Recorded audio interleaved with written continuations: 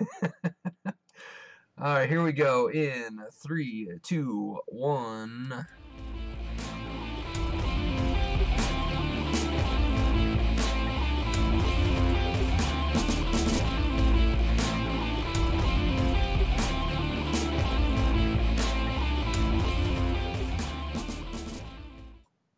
Welcome, everybody, to Geekvice, episode 246, proving any vice with enough geek can become a virtue.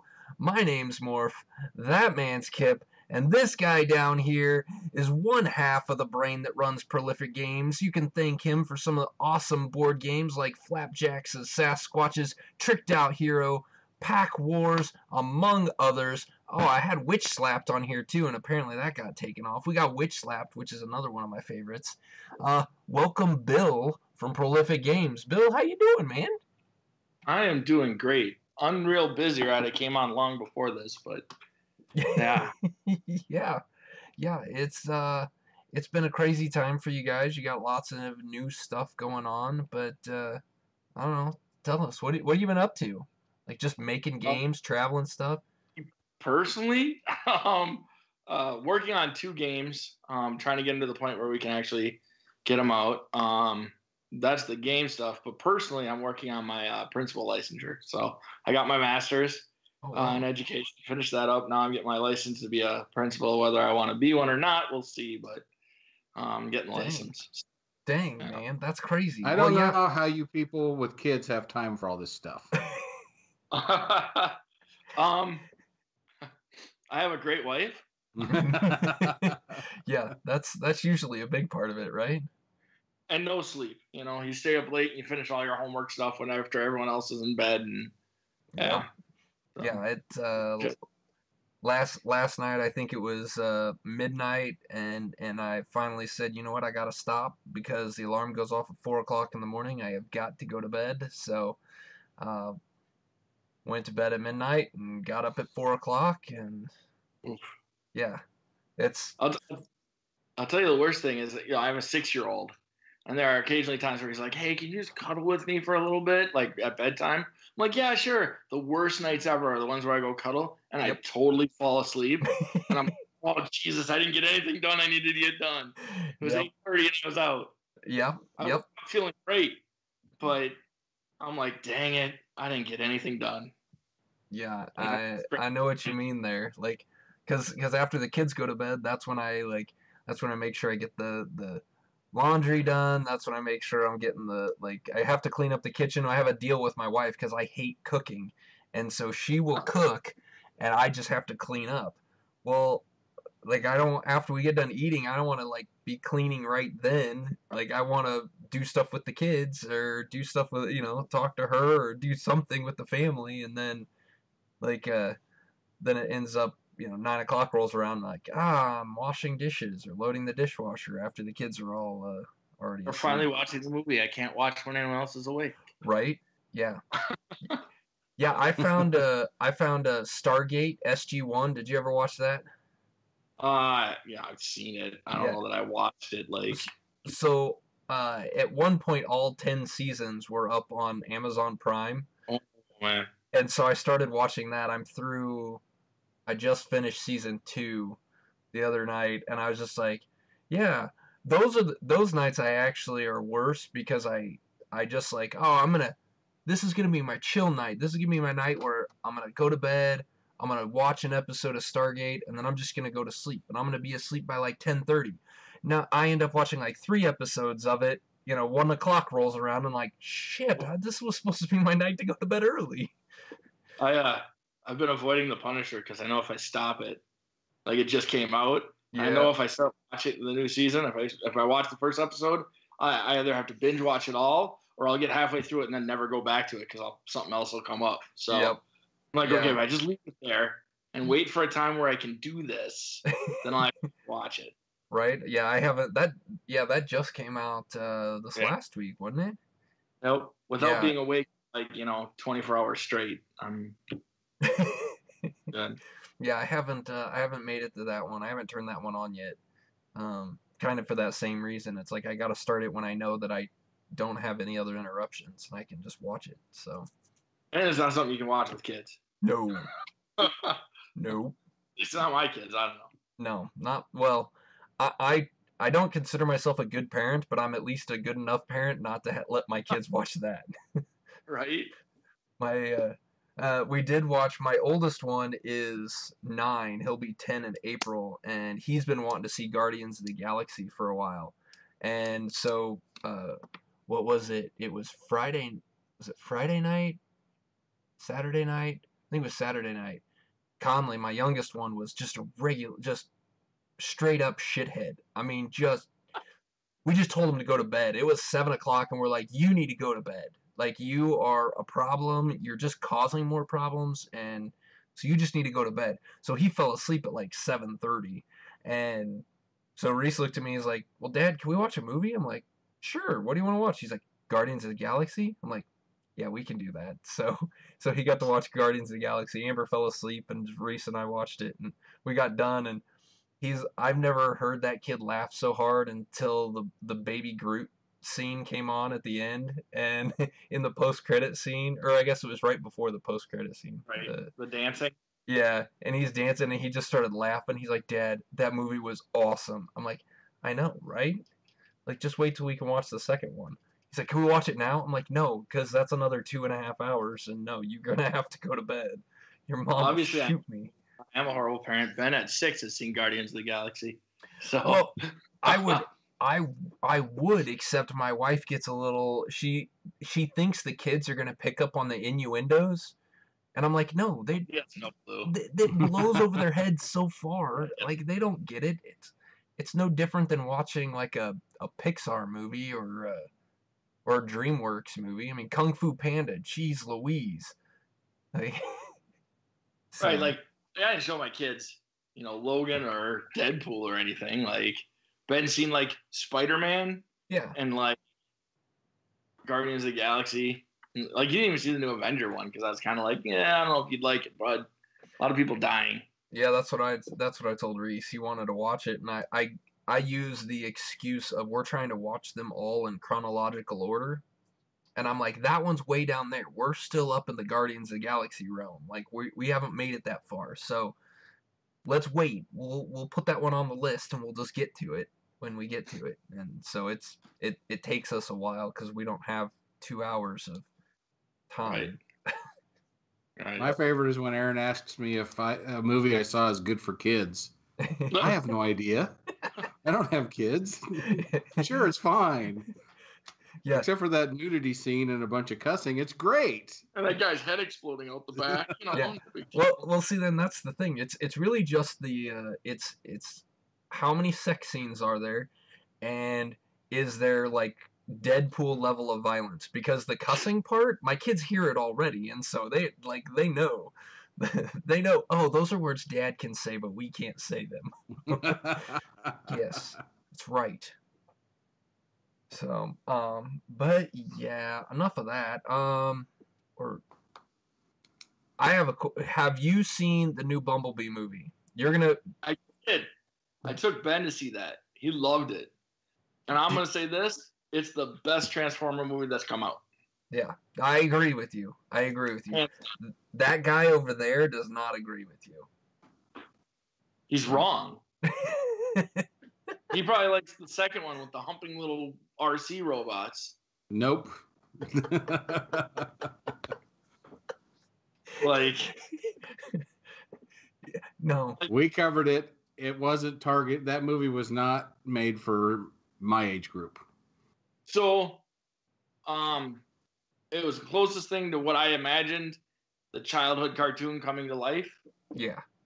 I mean, like when I first heard Transformers coming out originally, I was like, oh my god! I was like, I still have a suitcase full of Transformers downstairs that Ben now plays with. Right. Like his friends come over and they're like, those are the greatest Transformers ever because they're like the ones, not these plastic pieces of crap they have now. Right. And so like, I got all the Dinobots, I got a bunch of the ones that form bigger robots, Optimus Prime, all that stuff.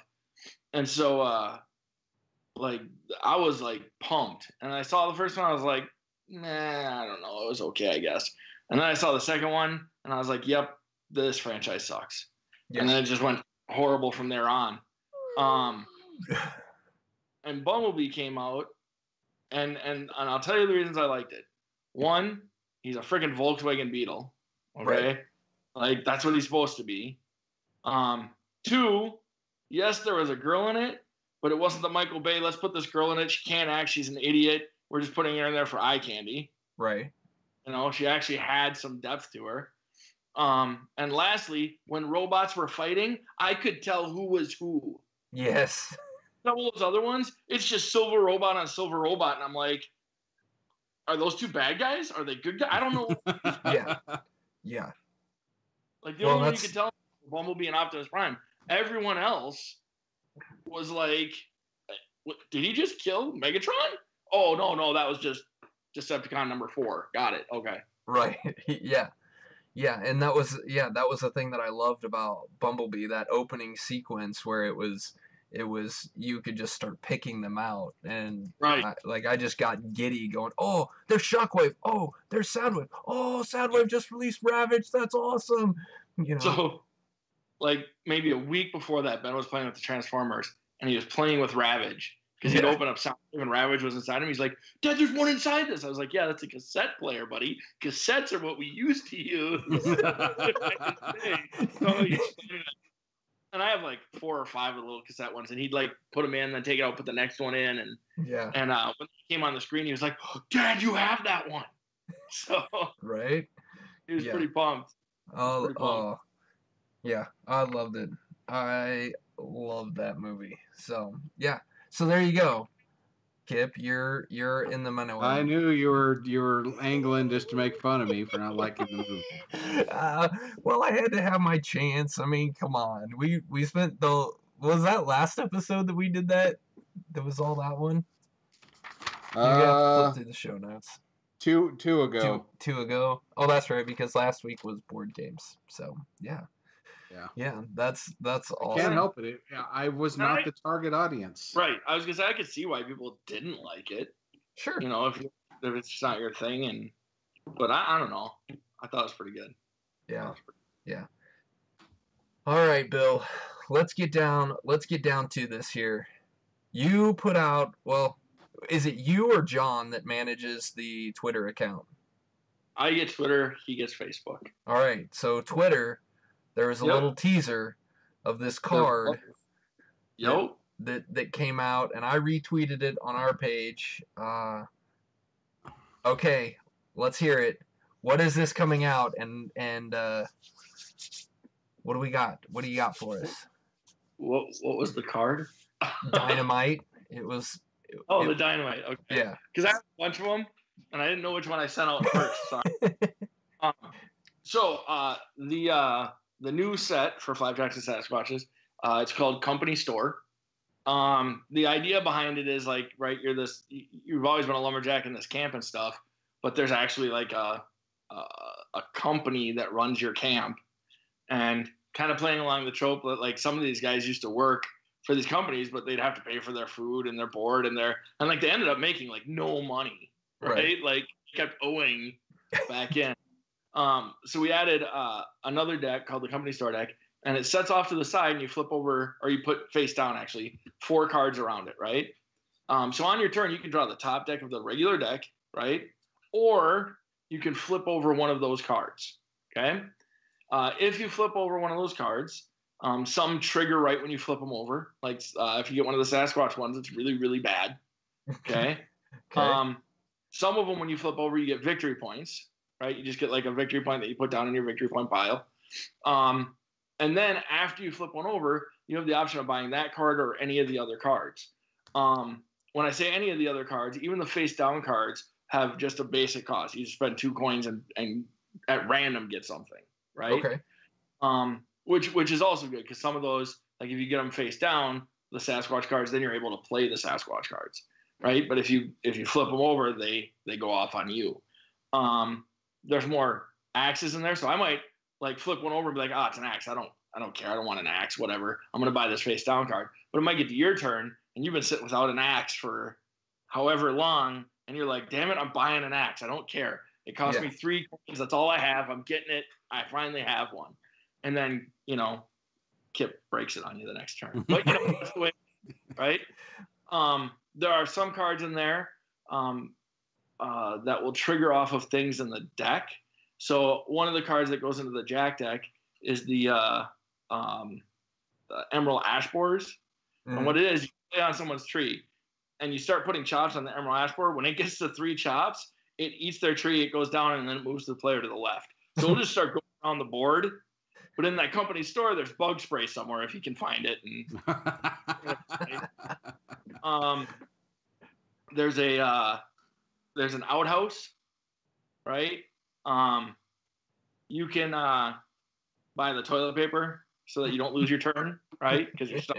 The outhouse is free. Toilet paper is X amount, right? Or it gets rid of your coins. That's what it is. But you can also play paperwork to avoid it, right? Because instead of like filling it out, you just used it. Right. That's awesome. There's some new Universal cards that'll go in the Universal card deck, right? That have to do with the coin, with the wooden. Well, they're actually wooden nickels. I should be more precise, right? So they go with the wooden nickels. And then there's cards in Lumberjack that go with the wooden nickels. A while back, we had our Lumberjack promo cards, right? They're Lumberjacks that you fill out before the game, and you can play as them. Yeah. We're going to put different back on those so they stand out from the red.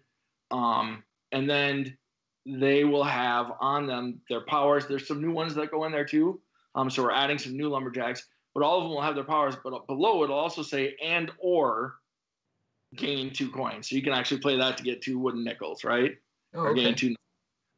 So like you might be like, well, I haven't had need to use this, but I need some nickels. So I'm just going to flip them over, use them, collect my nickels, even though I can't use the actual ability. Right. Or I could also like, oh, I'm going to use my ability. Oh, I also get 2 nickels just because. So it's another way to get it. And then anytime you chop down a tree, you get 1 wooden nickel, right? Some of the new trees that come in the new set will give you more or affect those in different ways. So cool.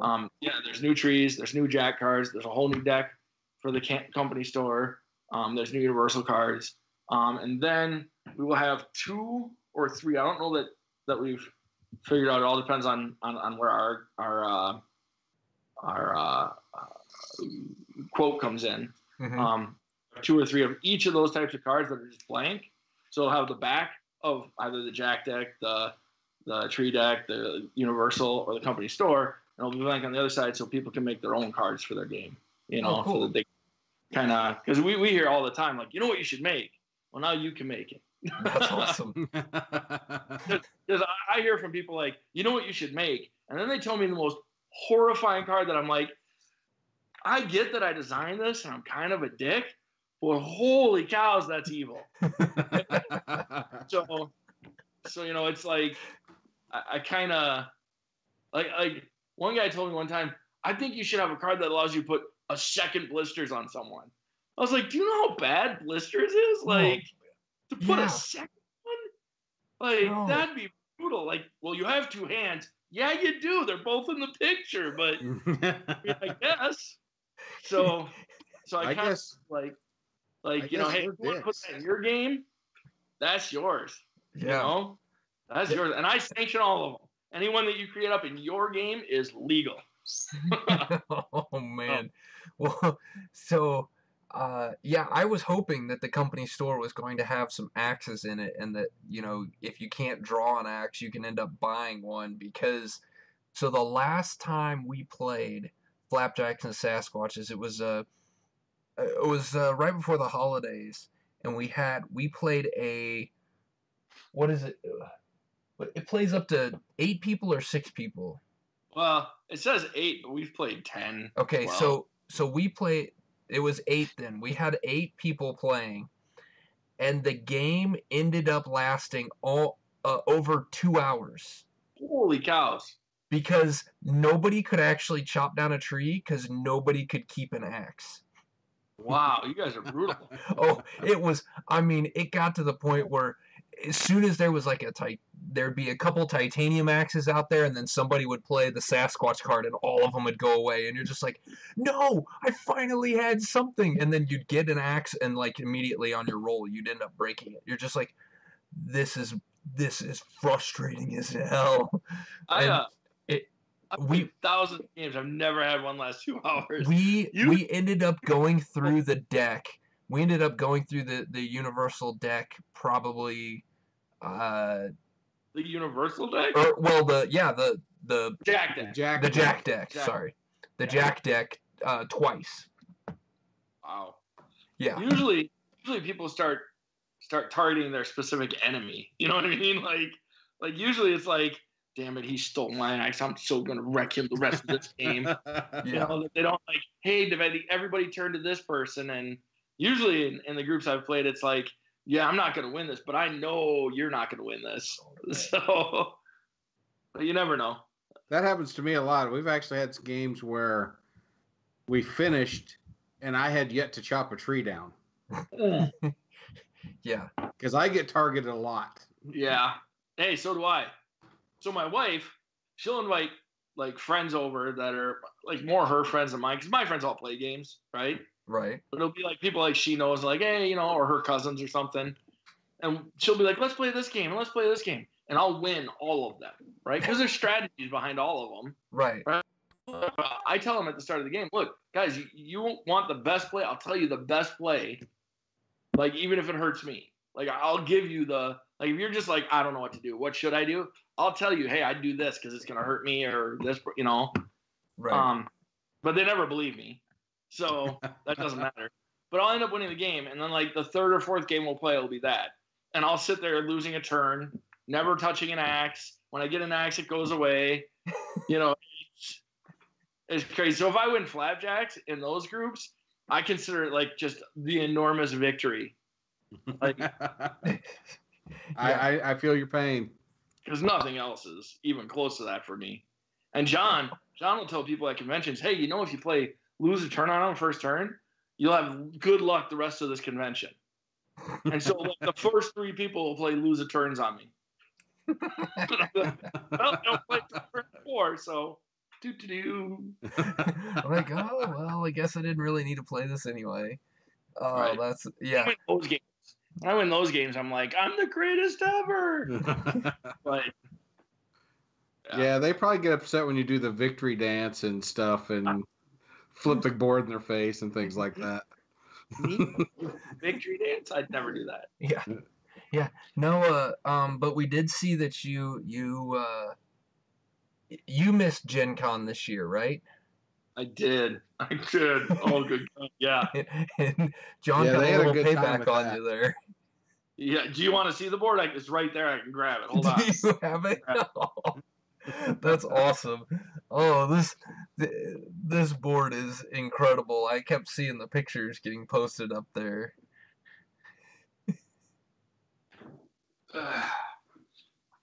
Okay, I'll try to get it in so you guys can see the whole thing. That is awesome. Yeah.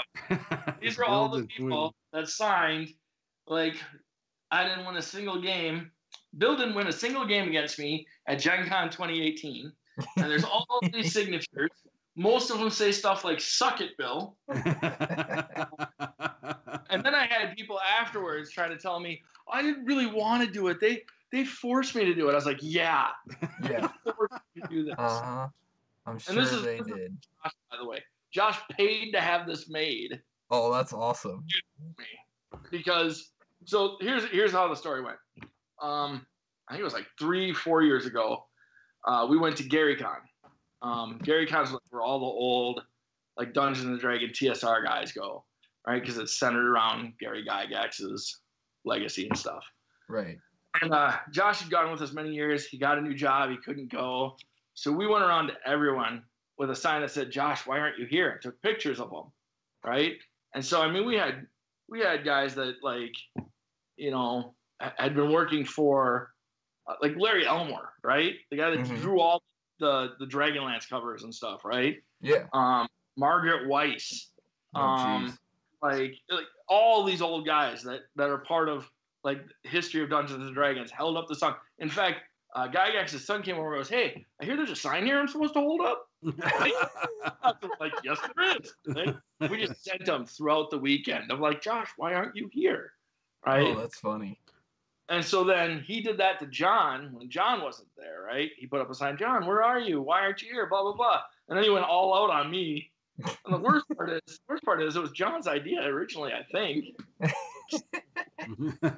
Of course it was John's idea. He is the idea guy, you know. Yeah, two So, 2 years ago at Gen Con, we did the thing for John. Yep. Because I was actually in one of those pictures. Yes, you were. Yes, you were. So, I mean, it's all in fun. I knew most of the people that signed it. I got a bunch of tweets and texts and whatever, like, he just signed the sign. So, but what it came down to is like the last week of my master's class, right?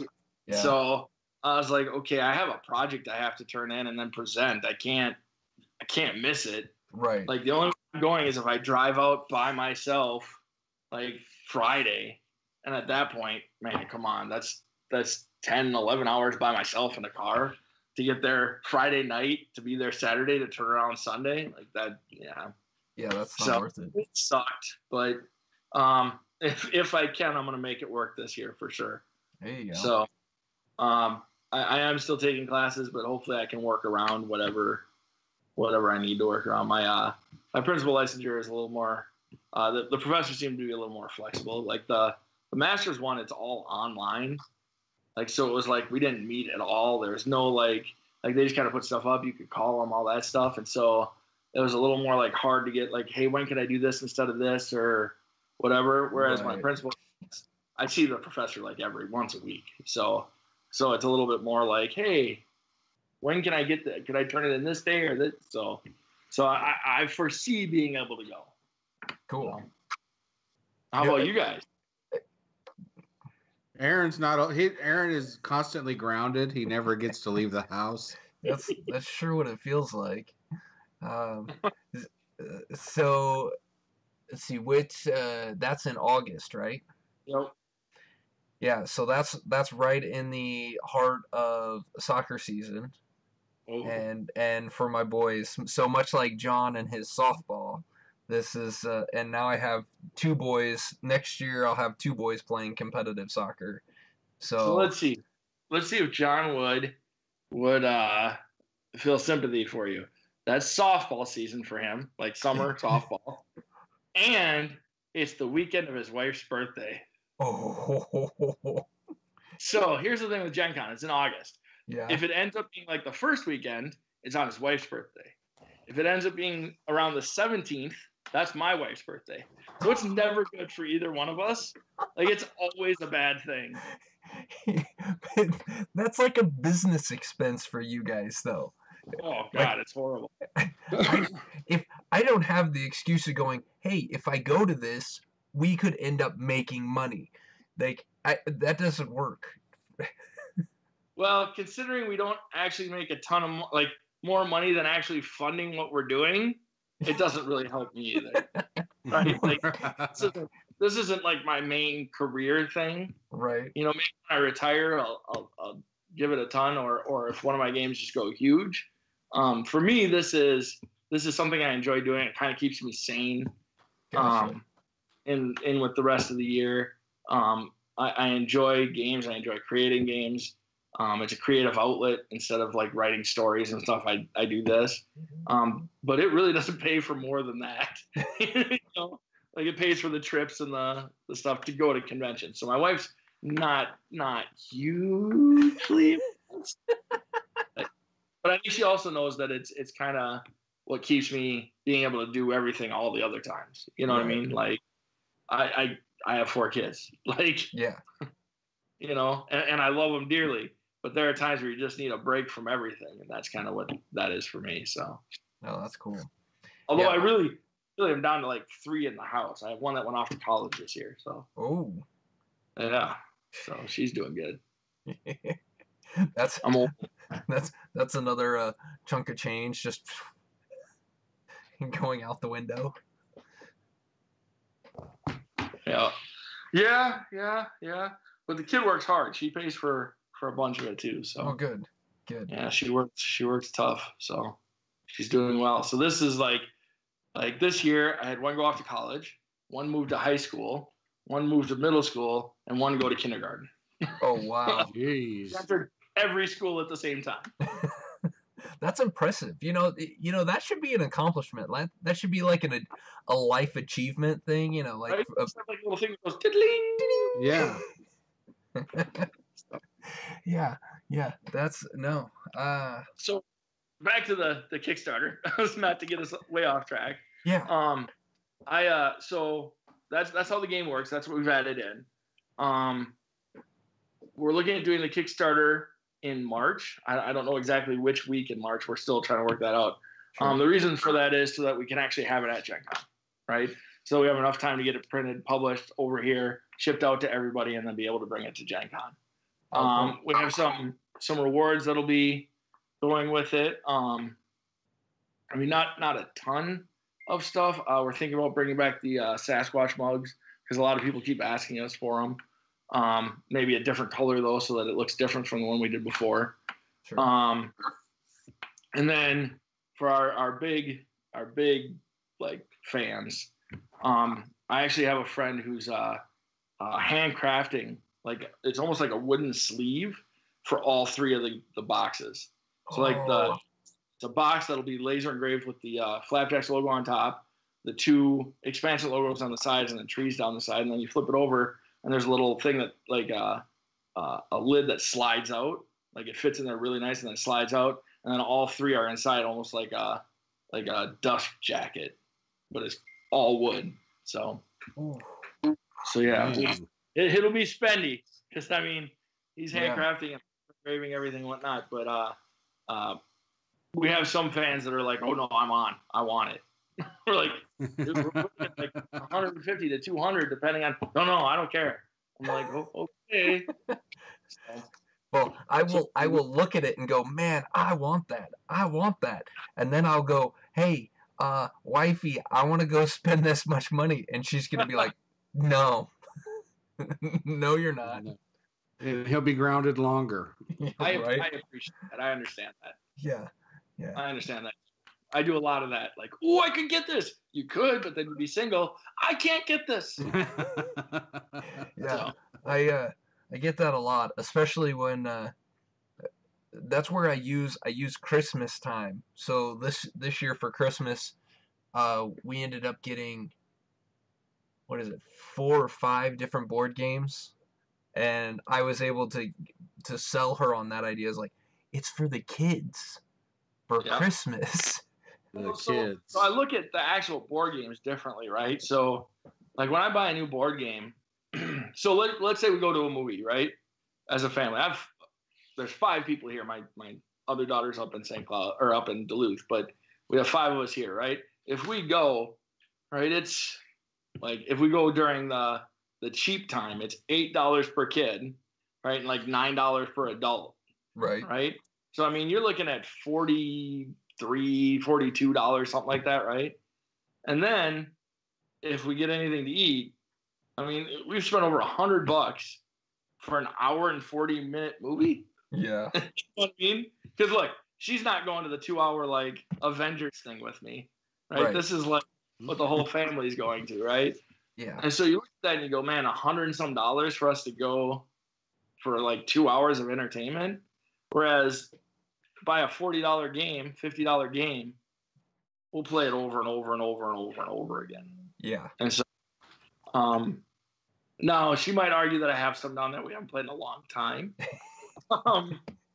But I'd still say we probably get more out of that cost per use time. Plus, we're interacting instead of sitting there staring at a screen. Not that I think movies aren't great too, because I think there's something about seeing it and then interacting after, like, oh my god, that was amazing. Yeah. But sitting down and playing a game, it's well, and the hard thing I have, like your wife seems to enjoy board games. My wife, I am slowly getting her into board games. So she does not super enjoy board games. Really? It's got to be that specific one.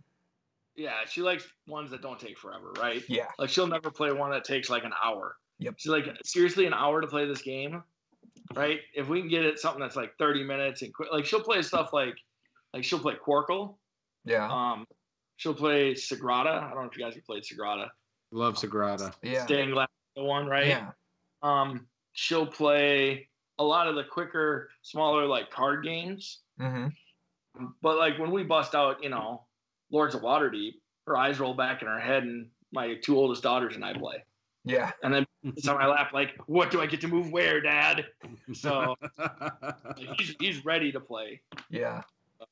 Yeah, that's kind of the route that I've taken too. And so some of the games, like tonight, we actually I was talking to John about this before before we started recording, and so down here in Kansas City, we're having a ice storm currently, and so they canceled a lot of after school stuff and a lot of the sports stuff for tonight.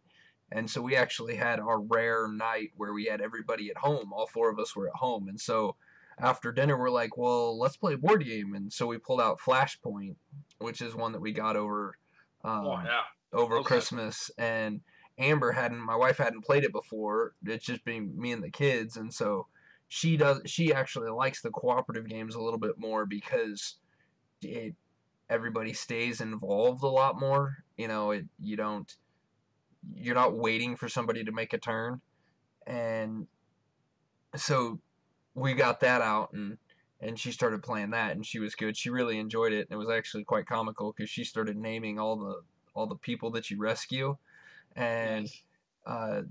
So my youngest one, who's 6, just about the same age as yours, and he made some comment like, hey, you skipped my turn. And she looked at him and goes like, no, we didn't skip your turn. You're just taking your sweet time dragging Betsy through the smoke. And the 2 kids started cracking up laughing, and they laughed for the rest of the game. And then even after the game, they're like, oh, say it again, Mom, say it again. That was awesome. I get her into, occasionally I'll get her into a game, and but you're just like yours. It's got to be shorter. I'm not pulling out. Hell, I pull out. The kids like playing Dino-opoly, which is a Monopoly spinoff thing, or Monopoly Gamer, Super Mario Monopoly Gamer, which is played completely different than Monopoly and actually has a time limit that ends.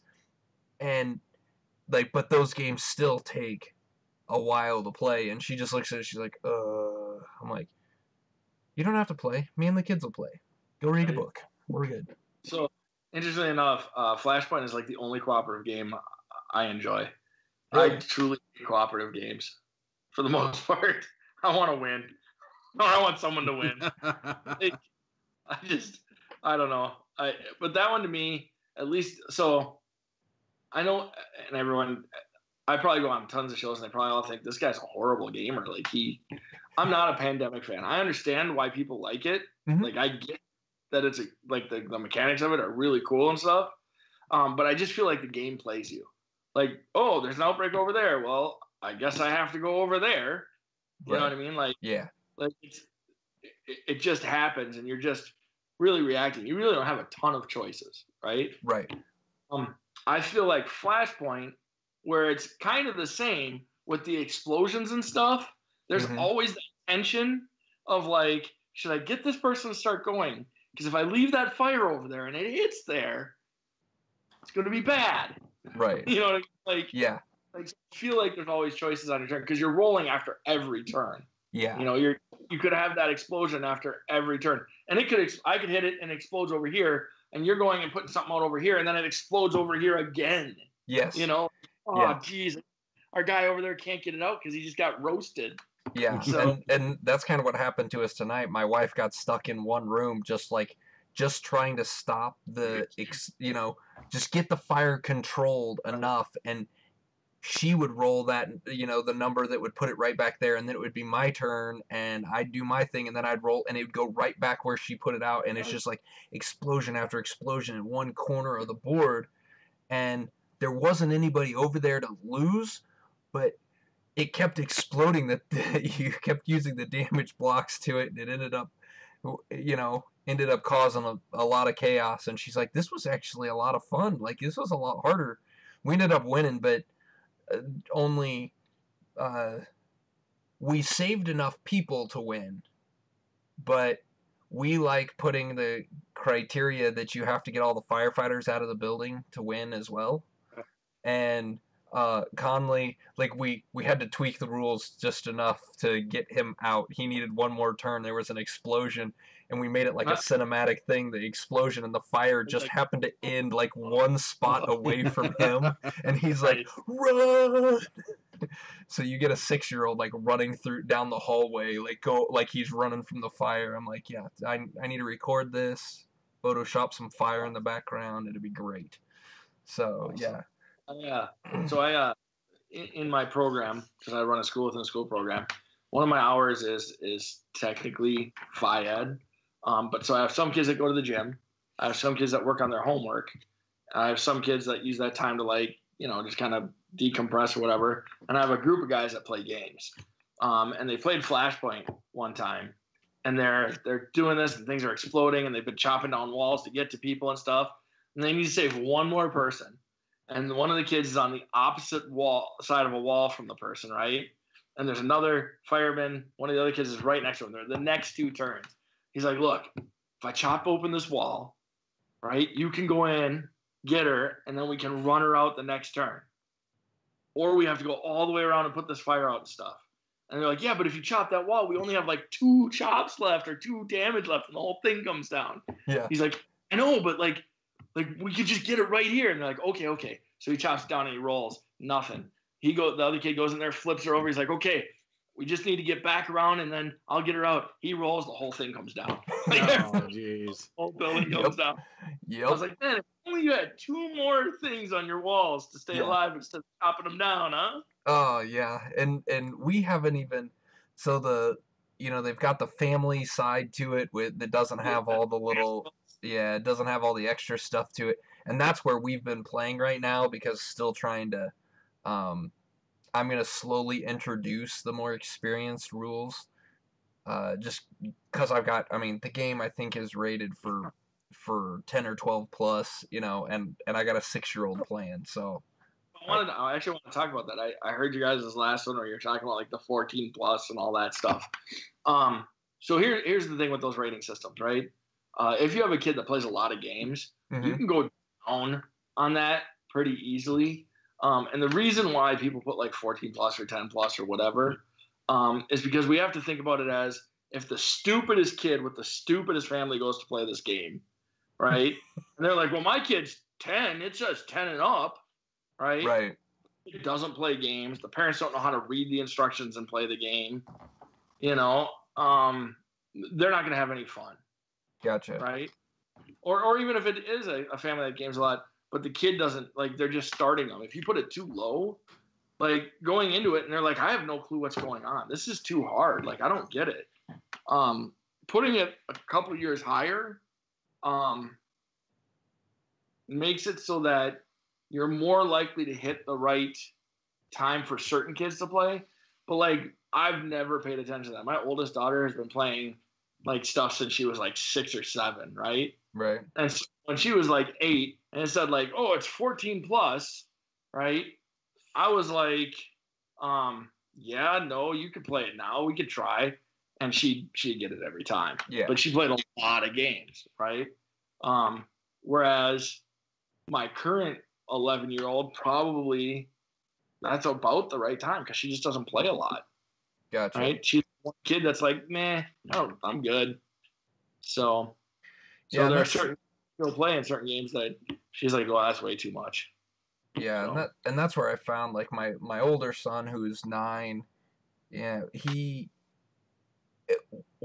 picks up on things. The strategy behind stuff makes sense to him. He has that strategic planning, think out your turn, understand what you're doing and how it interacts with everything else type of mindset. So I can put just about anything in front of him and he gets it. My 6-year-old, on the other hand, he just he's got to be doing something. So if there's card games don't work so well for him, he can read the cards, he understands the cards, but it's not enough doing stuff. He needs like dice to roll and characters to move, and he needs more stuff. So it's it's just the different kind of games that they latch onto, which makes it really fun. Makes me have to buy more games because then I'm like, oh, I need to buy this game because Conley will really like this one. I gotta buy this one because Reese will really like this one, and then I just get more board games to play. So right. And to be honest, I mean, like for our games, like we put those ages on there, but for us, that's kind of like playing with people while we're play testing, like playing with different age kids and seeing where it's really hitting. You know what I mean? Like which slap could you play with younger than we have on there? Probably, right? You don't really need to be able to read, but reading obviously helps. Yeah. And so we put the age on there, but I mean that doesn't mean someone that's younger couldn't read just as well and be able to play it, or someone that can't read can't collect the colors and be like, okay, what do I do? Yeah. You know.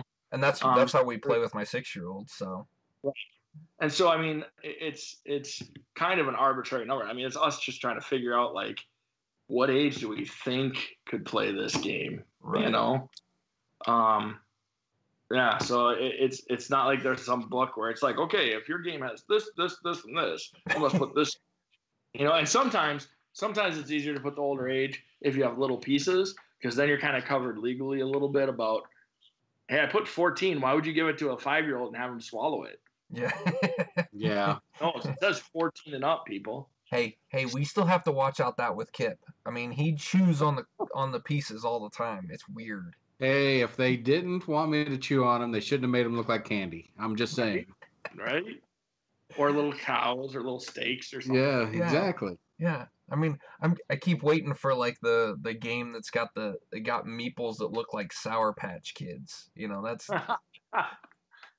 we lost one, but we got this bag here, so it's all good. Yeah. It'll work fine. This is the same thing. Hey, where'd my red Sour Patch Kid go? Yeah. Hey, that's mine. Yeah. No, it's fun times. So all right, so we've got March-ish time frame. Company store is coming out. And what's that? It's going to be a Kickstarter again, right? Correct. Yeah. And it is called Company Store? Yeah, Flapjacks and Sasquatches Company Store. Cool. Yep, Flapjacks and Sasquatches always has to be in the title. Yeah. Otherwise, people aren't going to know where it goes. Right. So. And so, I mean, I think the game adds a lot of cool stuff with the new deck. I think there's things in there you could use without that deck if you wanted. Yeah, I just think it's an overall really good expansion. We didn't. So for a while we were like, we don't want to do another expansion. Like we just don't. Like I don't want to make it to the point where it's like, not that I have anything against it, like Munchkin, right? Where there's 5,000 different things, like, and your deck's now like, you know, this huge and stuff. So that's why we wanted to build a separate deck so that we're not totally wrecking the distribution of axes and stuff in the regular deck, right? Right. And two, something that actually like makes it. That's why when we did this the first expansion, we added the universal cards because again, it adds to the game, but it doesn't throw off those distributions. It doesn't mess with things. And so we really thought through of like how we could do it to make it viable. The other thing is like we had no plans at first to do another one, but every time we go to a convention, people walk up and go, "Got anything new for Flapjacks?" Like that's like the first question people ask us, and we're like, "You guys really want an expansion?" Yes. Okay. Well, I guess we can do an expansion then, can't we? So that one of the other things in this Kickstarter, we're gonna have a stretch goal, and I don't know what we're gonna put it at. When we get to that stretch goal, we'll open up people to be able to order the Cup of Joe expansion. Like we didn't plan on reprinting it. Oh, okay. We did it. We made a bunch of them. We've sold out. But the only reason we could do that is because we did a Kickstarter, right? Those custom dice are expensive. Yeah. And we made it less, like we didn't want the expansion to cost more than, I've seen a couple now come out where the expansion is more than the game. And I'm like, and you can't play it without the game. That's like, brutal. This is nuts, right? And so we wanted it to be cheaper. So that's why it was $20.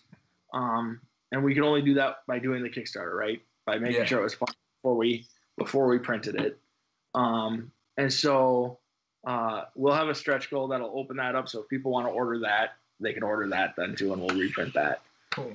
Because we've had a ton when we switched our websites over, and before we got the other one down, it was still listed there, and we couldn't, like, one of the reasons we switched is we couldn't get the stupid thing off there. Like, it was an old, like you actually had to like code certain things and whatnot, and so like we couldn't get that off our site. People would be like, "Hey, here's our money," and we'd be like, "We just refunded your money because it doesn't exist right now."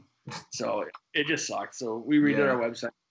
People still ask us for it nonstop because they just got into the game. They were like, "Oh my god, I want these dice and I want that expansion." So you have, and I'm trying to remember. So this will be your third expansion to Flapjacks and Sasquatches, right? No? Just a second. There was like a little mini con one that we had that had a stuff in it, but was that the side of bacon one? Side of bacon, wasn't it? Well, so that was our original. So okay, because we originally printed in St. Cloud on crappy cardstock and all that stuff, and then when we reprinted so that we could actually get into distribution like with a quality game, we put in the side of bacon in the thing, which were just some cards that we came up with that we originally wanted to put in, but we had to stick with a certain number of cards and stuff. And so technically, yeah, I guess if you say the side of bacon is not part of the original game, then yes, this will be our third. Okay. And then we had some con cards that came out and stuff that are there. So cool.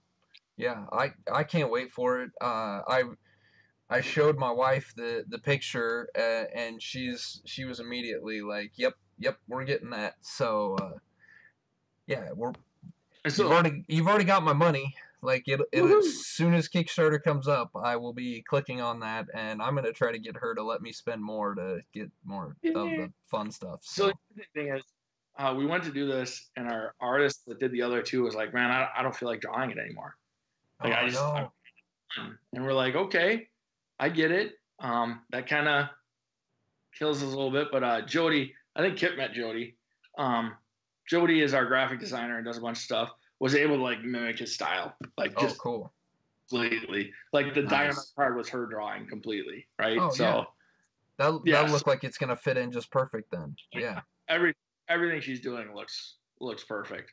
So I mean, there might be tiny difference, but you can't tell.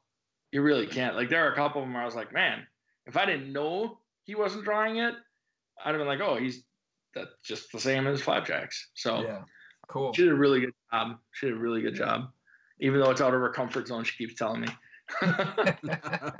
Like, you're doing great. These look awesome. She goes, I know, but I'm just stressed. Oh, man. That's awesome. They look perfect. Yeah. They do. Well, are you going to put more teases out there, like, for us to see more stuff? Yeah, much more that I'm going to start sending out here as we get closer. Cool. Just so that we can start getting people really jazzed up for it. Like February will probably have at least one or two a week. That's awesome. Yeah. So if people want to find these little things, where should they be looking for them?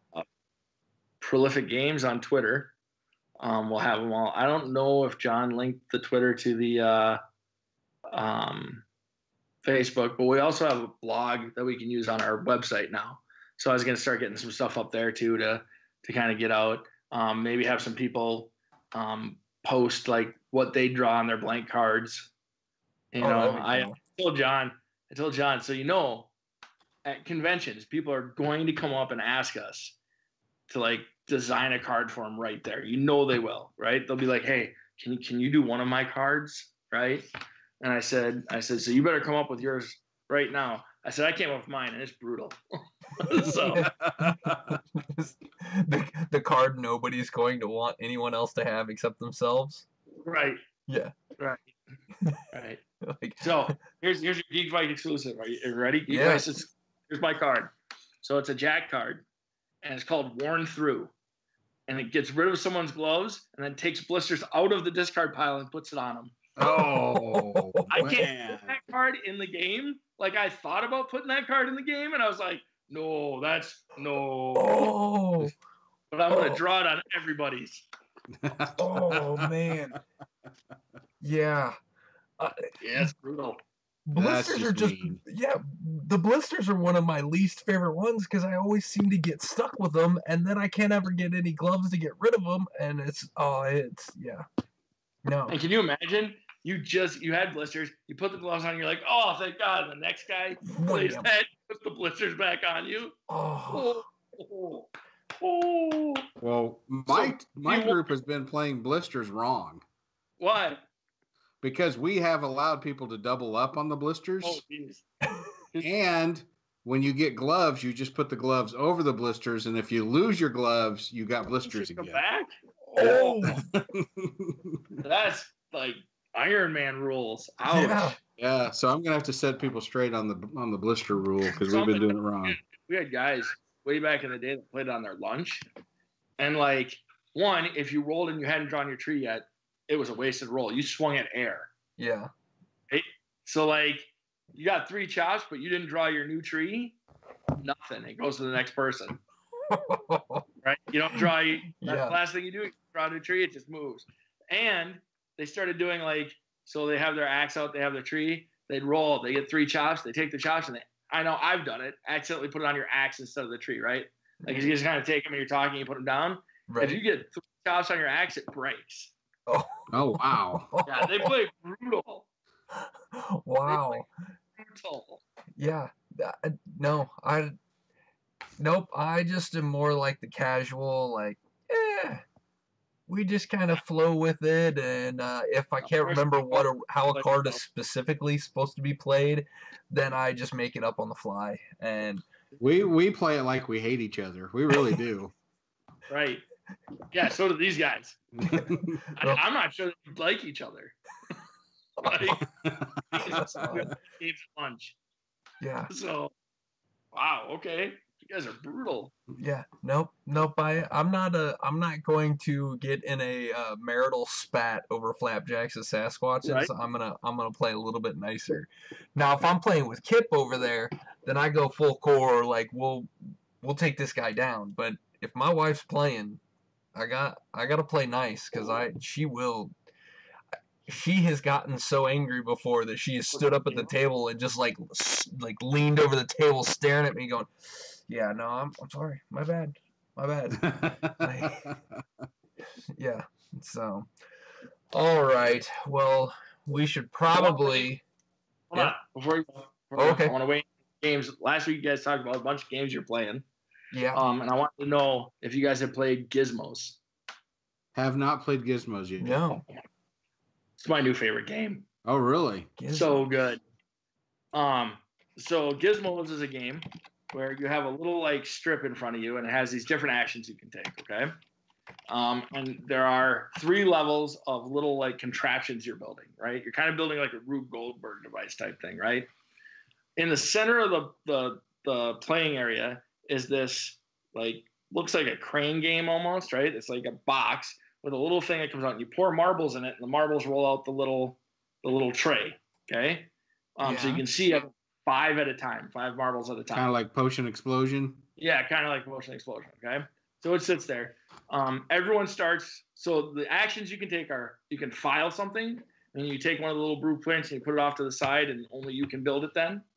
You can pick a marble, which is those 5 that are sitting there. You pick one of those and put it in your little like storage area. You can build something, which means build one of the little contraptions, right? Or you can search. Search is like, so there's 3 levels. The level 1 has 4 out. The level 2 has 3 out. And the level 3 has 2 out. But if you search, whatever your search is at, like you have so many you can do. So let's say I have a search of 3. I take the top 3 cards. I look at them. I can either file or build one of those. The rest go on the bottom. Now, at the start of the game, you can only file 1 card. You can only have, I think, 5 marbles. That sounds right. And you can only search for 3 things. But there are little contraptions that you can buy that increase those. So like maybe you can hold 10 marbles or whatever, right? And then the other thing is there are converters that you can build. So you can turn 1 yellow marble into anything, or you can turn 1 blue marble into 2 blue marbles, okay? And you're basically building an engine, right? So you start with the one, when you file something, you get to take 1 random, which means you reach into the little thing in the middle without looking and you take out whatever you get, okay? what you're hoping to do is start building this stuff. So like maybe you have something that says when you build a yellow, you get to pick any marble. So then you pick a blue, and you might have something else that says when you pick a blue, you also pick. And so what you're hoping is when you do one thing, it triggers like 3 or 4 more things. Okay. Right? Yeah. You can only like one thing per turn unless you have a card that says, hey, if you build a level 2, you also get to build a level 1. Right? The game ends when someone has 16 of the little contraption cards or 4 of the level 3 ones. And then everyone totals up their victory points and the game ends. So It is amazing. I love engine building games, so that does sound like a good time. Yeah, it's super good. It is super good. Like that's my newest. My dog's about to bark, but my daughter just came in. Yeah. Okay. I'm gonna get this one. Yeah, it is. Like it is one of my favorite games to play currently.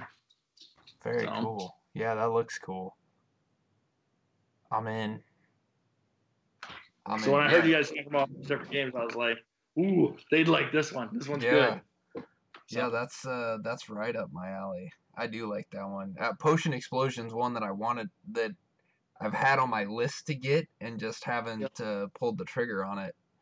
This one I think might move above that one. Yeah, I've only played Potion Explosion once. I thought the marbles were cool, but I thought this one was way better use. Yeah. I thought it was a way better game in my opinion. Yeah. So I like this. So hey, my other thing I meant to, now my wife's home, so I apologize. I meant to ask you guys, what do you guys think of Seppi? Oh, that guy was great. That was great. Well, and he's gonna be really upset if he listens to this, and because he said the next time we had you on, we were supposed to call Seppi up and get him back on here because he was gonna give you crap. So I tell you what, as we get closer to the Kickstarter, like before we put it up, I'll see if I can come back on and we'll let Seppi know. Yeah, there you go. Oh my God, he's definitely one of my favorite people. Oh man, he was so much fun. It was a blast. Yeah, he is hilarious. He was fun. That game was fun. Processing's a pretty fun game. Yeah. It looks like a blast. Yeah, it does. Yeah, it does. I can't wait for it. So yeah, it'll be good. Yeah, I can't wait to get my grubby paws on that one. Yeah.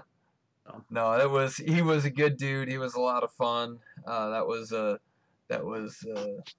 Yeah. His stories, he is just hilarious, and yeah, he's a funny guy for sure. Yeah. So we go to conventions, a lot of the same conventions as him. Last year at Con of the North, like a lot of the times we're right next to him, like because we just kind of set it up that way or whatever.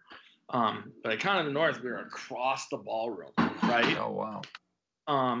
And we were talking with someone that happened next to him. He's like, "Yeah, he's a good guy, but he's really loud."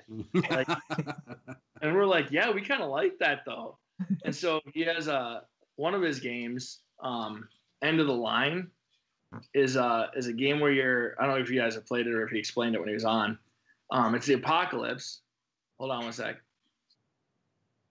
It's the apocalypse, and you wait in line for different resources. Yeah. And so you're putting your people in these lines, and the last person in the line gets nothing. And people play cards in order to like if you play a card and it says like all men in this line are killed, then all the dads are killed. Right. If it says like all this or whatever happens, and so you're eliminating people, and you start eliminating these lines until you're down to like 1 or 2 lines, and then whoever has people left at the end, it wins, right? Right. But there's a card on there, Soylent Green, right? Uh-huh. And, every time he plays it, he yells out, "It's people!" Every time. And so we're across the thing, and I'm talking with him at one point. I said, "Man, have you not been yelling out for Soylent Green?" He goes, "Well, I have. I just haven't been, I'm not really loud." And we're like, "We've been waiting all day for you to do it so we could yell it back." Because usually when he yells, "It's people," we're like, "People!" Right? And he's like, "Oh, okay." So like the next time he's playing across a ballroom of gamers, he goes, it's people. And you see these people like jump and kind of look, and then on the other side is it's people. Look at us like, what is going on? That's awesome. Yeah. Yeah, for us, it's amazing. It's hilarious. Yeah. I can only imagine. I can only imagine. Yeah, we will definitely have to do something. We'll do something closer to the Kickstarter. Once you get the Kickstarter out, we'll get him back on and do something with you and Seppi. That'll be great. We'll have to set up to be able to play some sort of like social game while we're on here or something. Figure out how to do it. Yeah, we can.